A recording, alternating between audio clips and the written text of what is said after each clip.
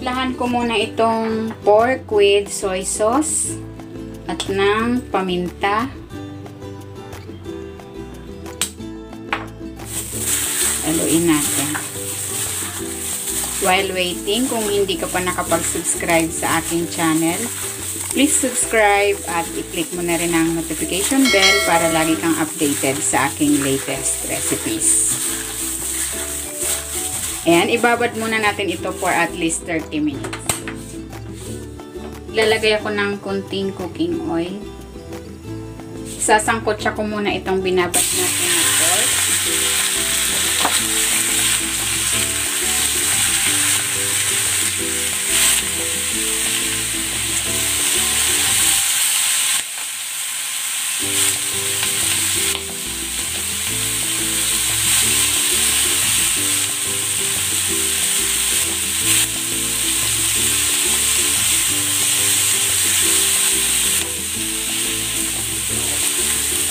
Ayan, okay na ito. Hanguin ko na.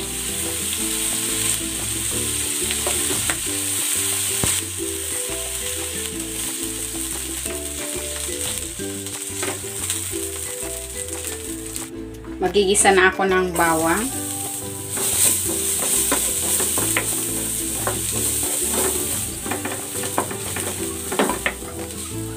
At ng sibuyas.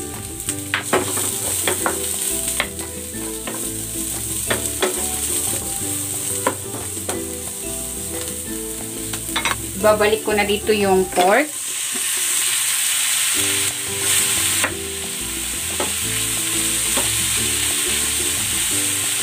Titimplahan ko ito ng toyo, oyster sauce, asukal.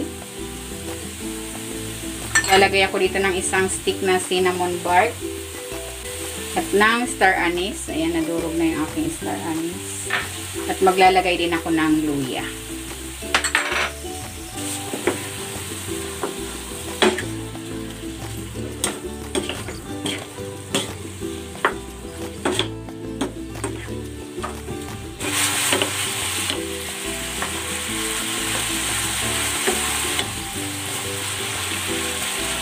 Ilalagay ko na rin tong onion leeks.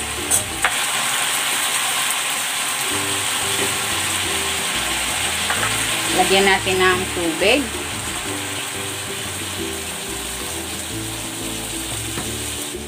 Takpan natin. I-simmer natin ito for 40 minutes to 1 hour.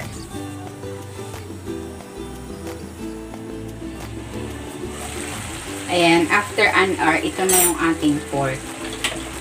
Malambot na ito. Tapos yung sauce, nag-reduce na rin.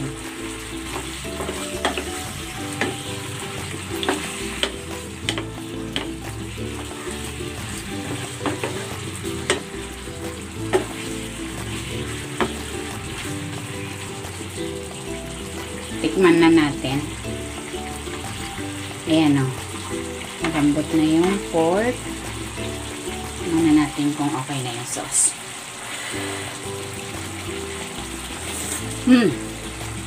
Sarap. Malasa. Manamis-namis na malinamnam.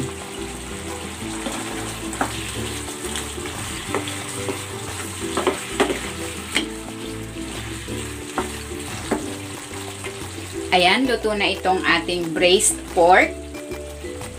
Hanguin na natin.